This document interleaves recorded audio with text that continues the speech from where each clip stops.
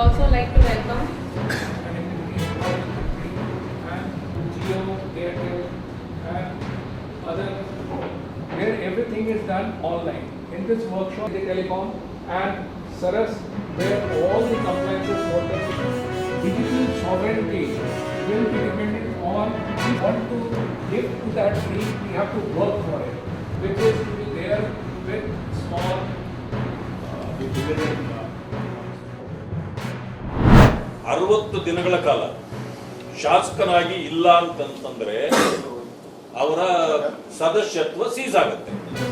ಅದಾದ್ಮೇಲೆ within 6 months ಅಲ್ಲಿ election ಆಗ್ಬೇಕು ಅದಕ್ಕೆ. That is the rule.